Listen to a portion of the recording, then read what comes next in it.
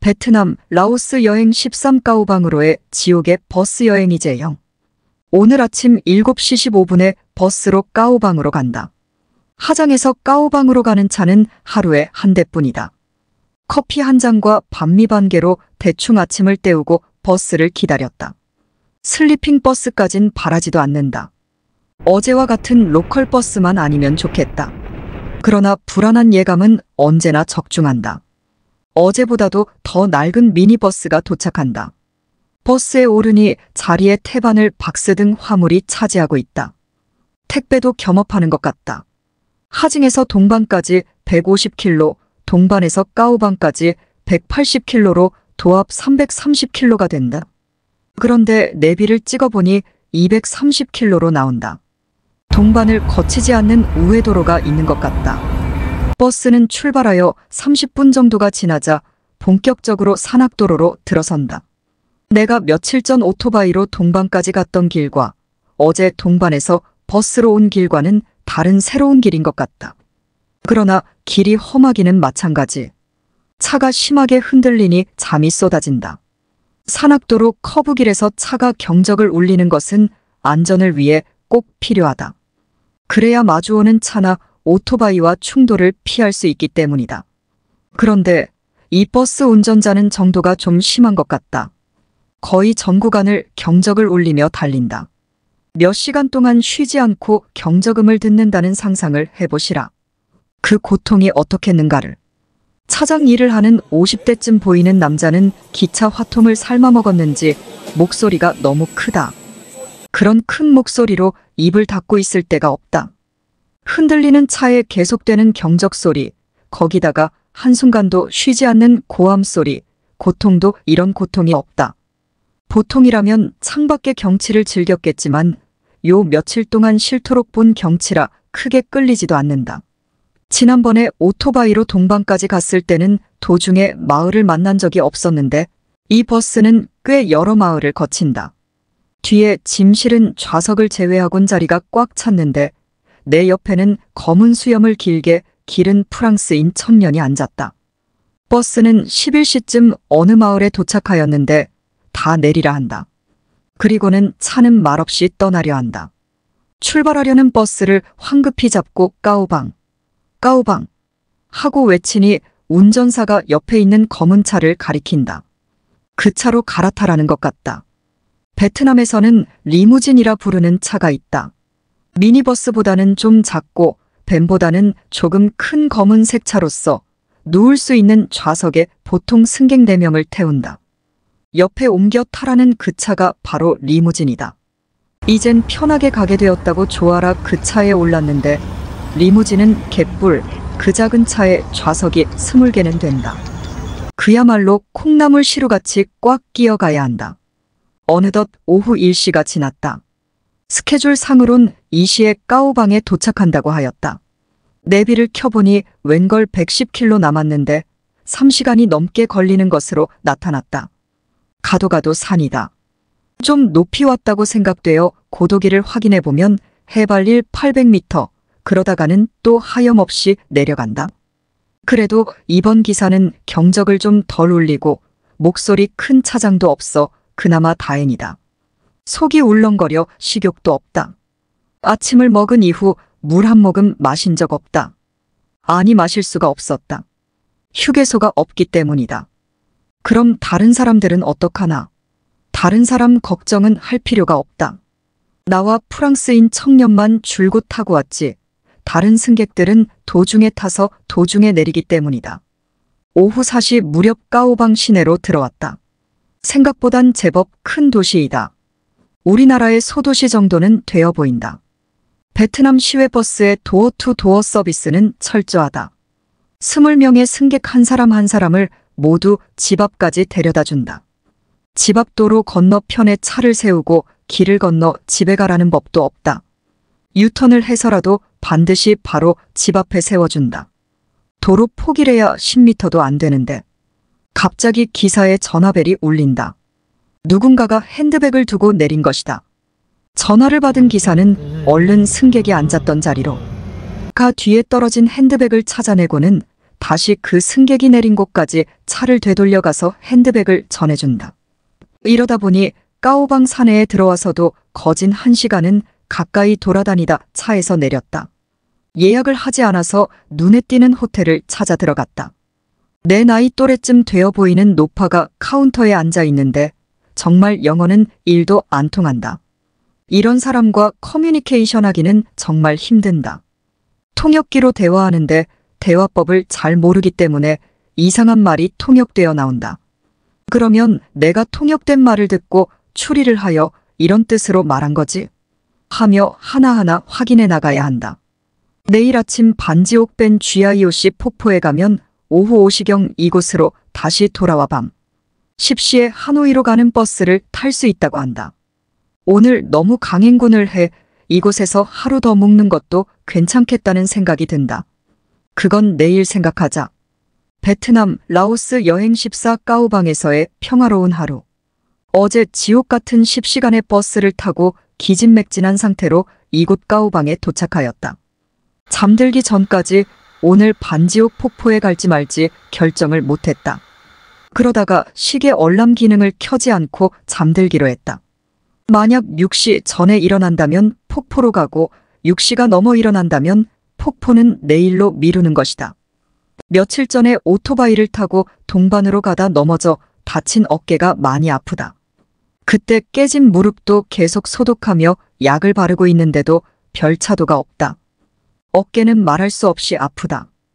누워서 몸을 뒤척이다가도 오른쪽이 눌리면 아파서 깜짝 놀라 잠이 깬다.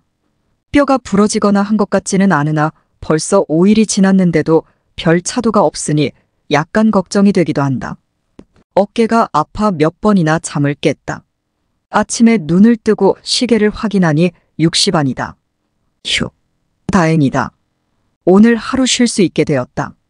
누워서 뒹굴거리다가 10시쯤 밖으로 나왔다.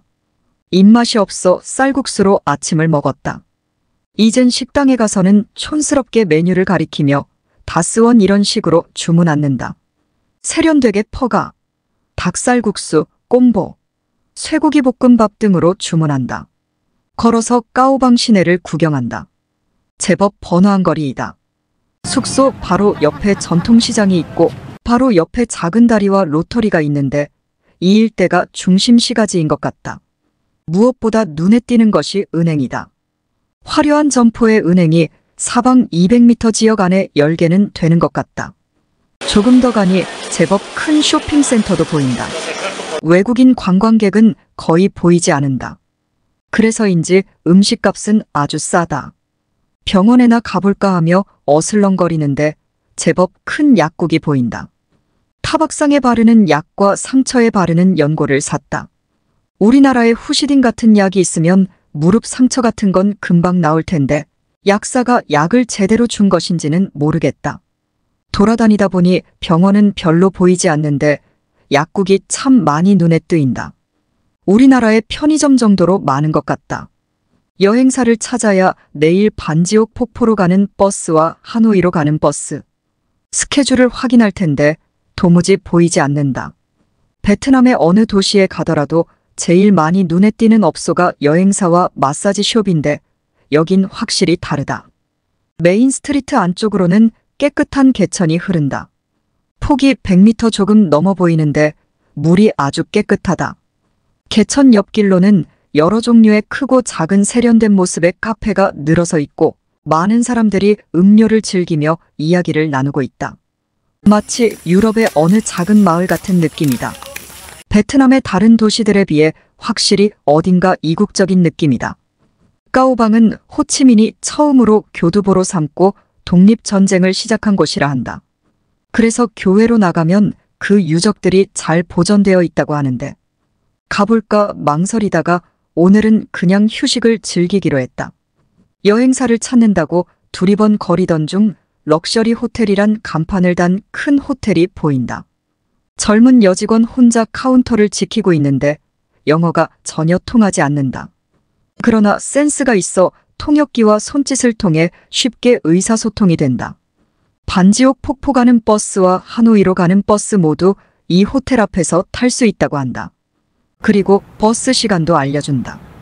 이로써 제일 중요한 문제 2개를 단숨에 해결하였다.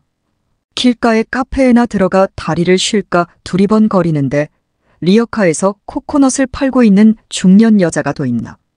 옆에 가니 의자에 앉아 시원한 코코넛 한 통을 마셨다. 그러고 보니 이번 여행에서 처음으로 마시는 코코넛이다. 그리 크지 않은 시가지라 1시간 정도 어슬렁거리니 되게 돌아본 것 같다. 숙소로 돌아와 또 쉰다. 유튜브를 보다가 바둑을 두다가 하다 보니 시간은 금방 지나간다. 내일 하노이로 가는 차를 타기 위해서는 여기서 오전 7시 이전에 폭포로 출발해야겠다. 오랜만에 가진 여유 있는 하루였다. 베트남, 라오스 여행 15환상의 폭포 반지옥 밴 GIOC. 어제 버스 시간표를 확인하니 아침 일찍 반지옥 폭포에 갔다 온다면 하노이로 가는 오후 4시 버스를 탈 수 있다고 하였다. 그런데 숙소에 들어와 생각을 해보니 그 시간에 하노이로 간다면 자정 근처에 도착할 것이고 숙소를 찾는데 어려움을 겪을 터인데 무리해서 하노이로 갈 필요가 없었다. 다음 날 가는 것이 현명하다. 이런 생각이 들자 마음이 느긋해진다. 아침 7시 좀 넘어서 숙소를 나섰다. 좀 기다리다가 7시 30분 버스를 탔다. 25인승 미니버스인 로컬 버스였다. 시내를 한 바퀴 돌면서 승객을 태우고 짐도 싣고 한다. 운전사 외에 젊은 여차장이 있어 손님에게 승차권을 끊어주고 짐 정리도 한다. 승객은 나를 포함하여 15명 정도인데 모두 현지인으로서 차림새를 보니 폭포로 놀러가는 사람들인 것 같지는 않다. 반지옥 폭포는 이곳 까오방 시내에서 동북쪽으로 약 90km 떨어진 베트남과 중국 국경상에 있다.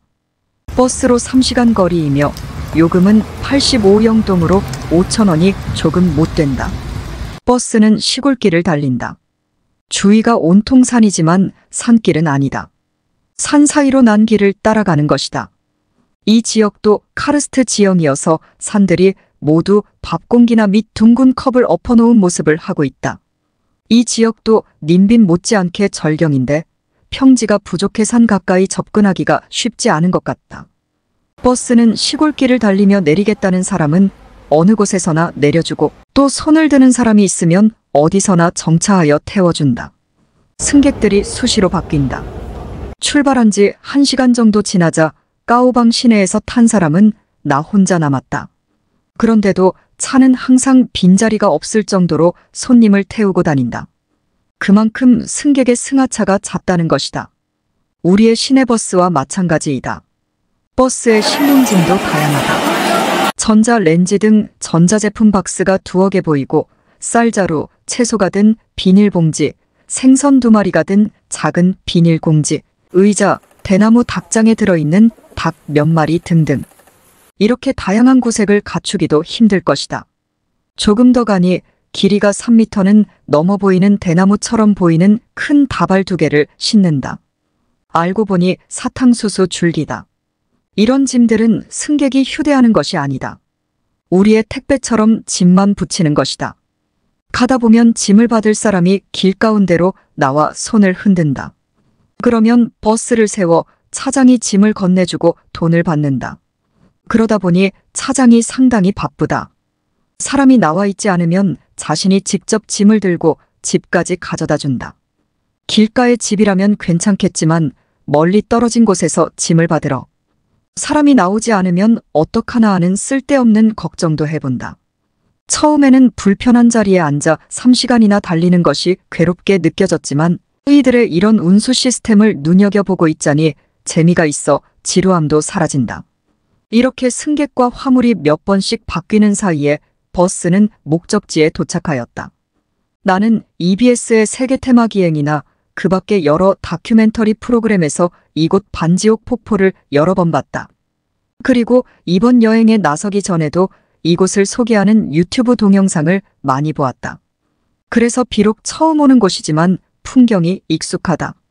그들 프로그램을 보면 이곳 폭포 입구에서는 제법 큰 장이 선다. 중국과의 국경지대이고 또 중국이 베트남보다 경제적으로 앞서 있다 보니 중국 제품들을 파는 행상이다. 마치 이전 우리나라에서 양담배나 시레이션 박스를 팔던 아주머니들을 상상하면 될 것이다. 그런데 그들 행상들이 보이지 않는다. 반지옥 폭포 매표소로 가는 좁은 길 양쪽은 행상들이 줄지어 늘어서 있었는데 막상 와보니 길은 넓어지고 행상들은 보이지 않는다. 우리네 명소에 가면 기념품점과 식당이 늘어서 있는 것처럼 여기도 5-6개 정도의 기념품점과 꼬치를 파는 간이 식당뿐이다. 매표소 근처에서 몇몇 행상 아주머니들이 모자나 간단한 기념품을 팔고 있다. 입장료는 8만 동이었던 것 같다. 까오방에서 이곳으로 오는 버스는 30분에 한 대씩 있다. 이번 버스를 타고 이곳에 온 사람은 나 혼자뿐이다. 그래서 관광객이 그리 많지 않을지도 모른다는 생각이 들기도 했다. 그러나 아직 10일시도 안 되었는데 관광객들이 꽤 많다. 하노이 방면에서 오는 사람이 많고 또 까오방에서 오더라도 대부분 투어버스를 이용하기 때문인 것 같다. 출입구를 통과하여 폭포로 가는 길은 깨끗하게 정비되어 있다.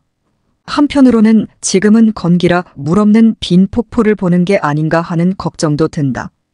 드디어 저 멀리 폭포가 보인다. 사진을 통해 동영상을 통해 그토록 많이 봐왔던 폭포가 저기에 있다. 기대보다 규모가 작아서 실망하거나 기대보다 규모가 더 커. 감탄하거나가 아닌 생각했던 딱 그대로의 크기의 폭포가 저기에 있다. 다만 수량은 조금 적다는 느낌이다. 건기라서 어쩔 수 없을 것이다. 폭포 쪽으로 걸어가면 왼쪽에 높이가 높은 몇 줄기의 폭포가 보이고 저 가운데 여러 층으로 이루어진 본 폭포가 흰물줄기를 토해내고 있다. 나이아가라나 이과수, 박토리아 폭포는 이보다 몇 배는 더 크고 웅장할 것이다. 그러나 이보다 더 아름답지는 못할 것이다. 반지옥 폭포를 바라보고 있노라면 아주 익숙한 느낌이 든다. 그것은 이미 동영상 등을 통해 이곳을 많이 보았기 때문만은 아니다. 우리가 그동안 수없이 보아온 동양화 속에 꿈꾸는 듯한 폭포가 바로 이 반지옥 폭포의 이미지를 떠올리게 하기 때문이다. 정말 혼자만 보기 아깝다. 정신없이 셔터를 눌렀다. 집사람에게 페이스톡을 보냈다. 그리고 폭포의 전경을 현장 중계하였다. 강 건너쪽은 높은 산이다. 그곳은 중국이다.